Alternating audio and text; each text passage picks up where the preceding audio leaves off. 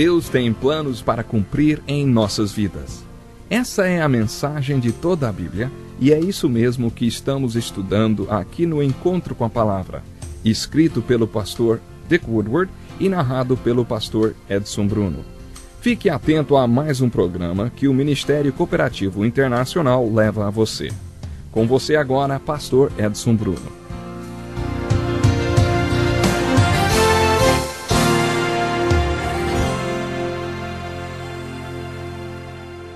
É com grande alegria que dou as boas-vindas a você para mais um encontro com a Palavra. Depois de termos estudado os livros de Gênesis, Êxodo e Levítico, continuaremos nosso estudo do Velho Testamento com o livro de Números. Nesse livro, vamos continuar a narrativa histórica que foi iniciada no livro de Gênesis e que continua por 2/3 do livro de Êxodo. Quando começam os detalhes da construção do tabernáculo no livro de Êxodo, a narrativa é interrompida e começa agora no livro de Números. O livro de Números nos fala sobre um período de 40 anos da história do povo hebreu. Esse período histórico poderia ter sido evitado, mas existe uma alegoria da salvação que se inicia no Gênesis e continua por todos os livros históricos. É mais ou menos assim. No livro de Gênesis você encontra a origem da salvação. A origem da queda do homem está no seu caráter. Gênesis capítulo 3 descreve o caráter do homem, como era e como é. O livro de Gênesis também nos fala que a nossa salvação tem suas origens no caráter de Deus, como era e como é. O título Gênesis sugere começo, como a palavra genética. Esse livro nos fala sobre o início ou a origem da nossa salvação. O livro de Êxodo ilustra a nossa salvação dizendo que ele é como a libertação dos filhos de Israel da escravidão do Egito. Assim como eles foram libertos da escravidão do Egito, é possível para mim e para você sermos libertos da escravidão do pecado. Muitos não fazem o que querem, fazem o que têm que fazer ou o que precisam fazer. Isso significa que não são livres. Poucas pessoas são realmente livres. Jesus disse que, se pecamos continuamente, somos escravos do pecado. Mas ele pregou a salvação que pode nos tornar livres. De acordo com Jesus, quando a salvação nos liberta, somos realmente livres. Essa salvação é alegoricamente representada para nós no livro de Êxodo, quando o povo de Deus foi liberto da escravidão sob a qual vivia no Egito.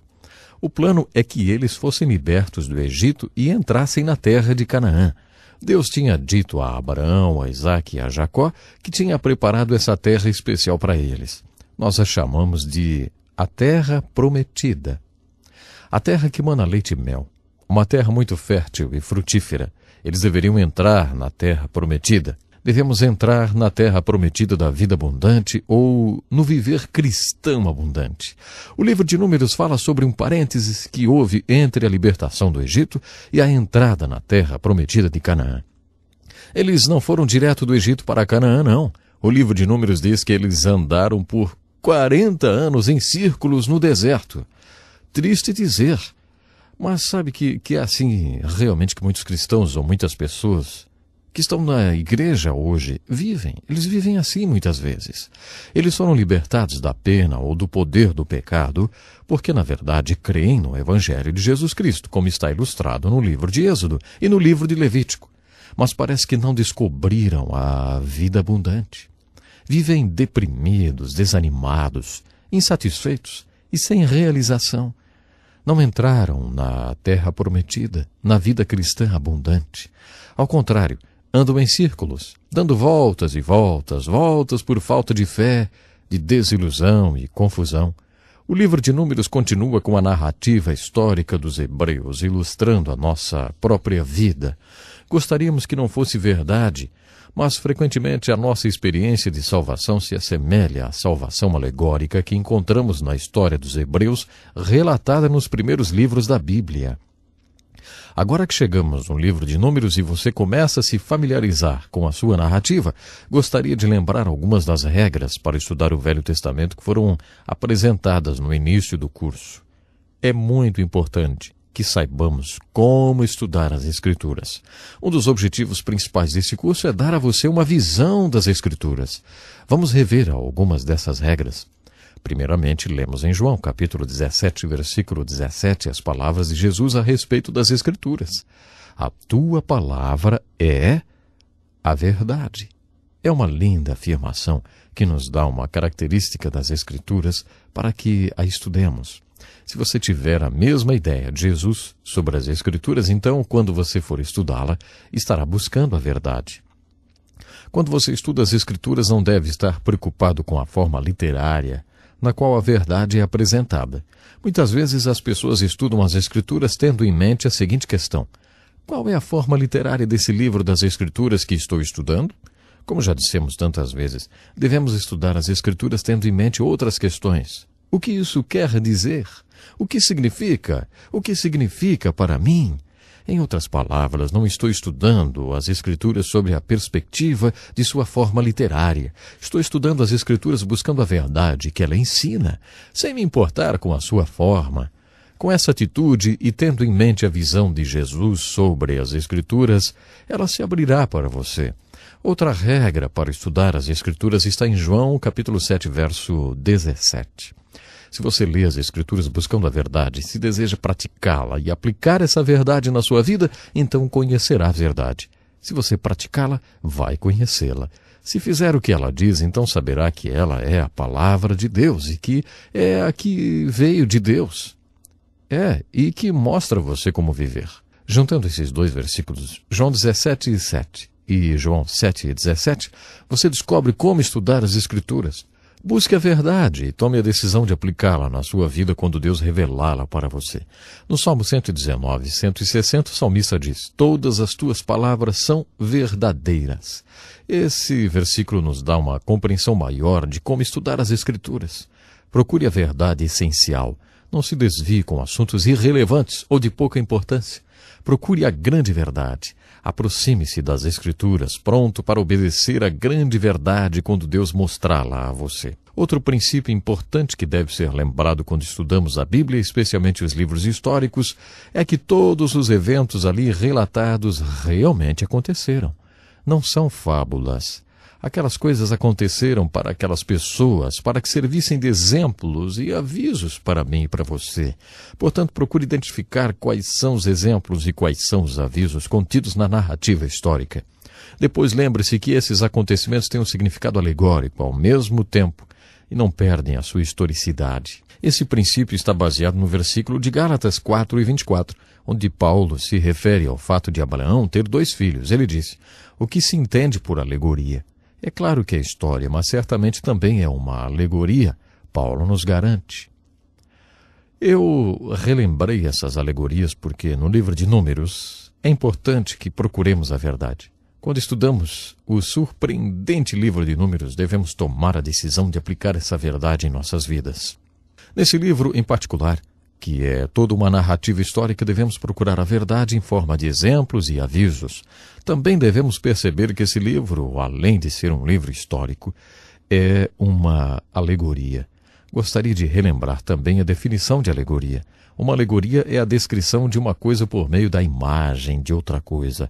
Ou uma alegoria é uma história na qual lugares, pessoas e acontecimentos têm outro significado, geralmente de valor instrutivo e moral.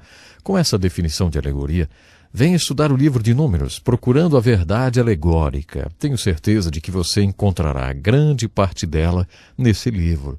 Além disso, procure também no livro de Números a verdade que é impressionante. Acho que o livro de Números é um dos livros mais intrigantes da Bíblia. É verdade, acho que o livro de Números realmente tem para nós uma lição surpreendente. Nos nossos estudos da Bíblia, vou sempre dizer: esse é o livro mais interessante da Bíblia, ou então, esse é o meu livro favorito, ou esse é o meu personagem preferido ou favorito. Uso muito essas expressões. Parece que o meu livro preferido é sempre aquele que estamos estudando no momento. Mas não posso dizer isso a respeito do livro de Números. Esse livro não é o meu preferido. O livro de Números não é o livro que eu mais gosto de ensinar, porque ele é um livro muito intrigante. Quando você estuda esse livro procurando a verdade e desejando aplicá-la na sua vida, descobre que a mensagem do livro de Números é uma incrível e impressionante verdade. O livro de Números tem esse nome porque o povo foi contado 2 vezes naquele período. Um censo aconteceu no capítulo 13 e outro no capítulo 26 desse livro. Entre o primeiro e o segundo censo aconteceu um fato intrigante. Uma geração inteira morreu. Quando o primeiro censo foi realizado, havia 626.550 homens, sem contar as mulheres e crianças, o que somaria um total de mais ou menos 2 ou 3 milhões de pessoas. Apenas os homens com mais de 20 anos eram contados e havia 625.550 homens. Intrigante o fato deles contarem apenas os homens com 21 anos ou mais.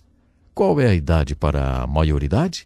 Eu não sei porque algumas pessoas consideram 12 anos como uma idade para exigir-se responsabilidade. Jesus foi para o templo quando tinha 12 anos.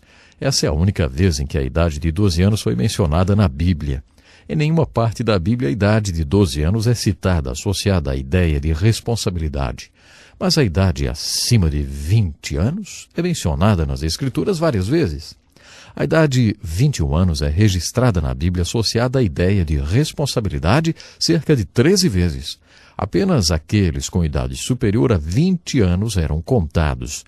É daí que vem o nosso conceito de maioridade aos 21 anos. 40 anos depois, foi realizado o segundo censo, e havia 624.730 homens com mais de 21 anos. Aqui está uma verdade impressionante. Quando foi realizado o segundo censo, todos os que foram contados no primeiro censo, 38 anos antes, estavam mortos, com exceção de Josué e Calebe. Todos aqueles homens com idade superior a 20 anos e suas mulheres, caso tivessem, estavam mortos quando o segundo censo foi realizado. Essa é uma verdade muito importante no livro de Números. Se você observar o livro de Números e a razão dessas mortes, encontrará uma verdade que, além de alegórica, é impressionante. A verdade é, por causa da falta de fé de que Deus cumpriria sua promessa, Deus disse: vocês morrerão nesse deserto. Nenhum de vocês com idade superior a 20 anos que tenha murmurado contra mim entrará na terra prometida. Apenas Calebe e Josué poderão entrar. Vocês disseram que seus filhos se tornariam escravos dos povos dessa terra. Pelo contrário, eu os farei entrar seguros nessa terra que vocês desprezaram. Quanto a vocês, seus corpos ficarão no deserto e vocês peregrinarão no deserto por 40 anos. Desse modo pagarão pela sua falta de fé até que o último de vocês caia morto no deserto. Eu ensinarei a vocês o que significa me rejeitar. Todos vocês morrerão nesse deserto. Eu quero deixar com vocês agora um desafio. No livro de Números lemos sobre a morte de uma geração inteira dos filhos de Israel porque eles não creram. Enquanto estudamos o livro de Números, pergunte a si mesmo: o que isso quer dizer? O que significa? O que significa para mim? Você crê em Deus? Você confia nas suas promessas? É intrigante, é impressionante quando nós, assim como os israelitas do Velho Testamento, não cremos em Deus. Mais uma vez o nosso tempo acabou, portanto eu lhe convido, junte-se a nós no nosso próximo encontro, quando continuaremos nosso estudo no livro de Números e veremos como poderemos aplicar essas verdades em nossas vidas. Até o nosso próximo encontro com a palavra. Deus abençoe. Que lição importantíssima. Obrigado, pastor Edson Bruno. Prezado ouvinte, coloque em prática o que você ouviu aqui. Sem dúvida, sua vida será grandemente abençoada. Este é um estudo escrito pelo Dr. Dick Woodward, na voz do pastor Edson Bruno. Escreva-nos e solicite o material. Nosso endereço é Encontro com a Palavra, Caixa Postal 2011, CEP 89201-970, Joinville, Santa Catarina. Até o nosso próximo encontro com a palavra.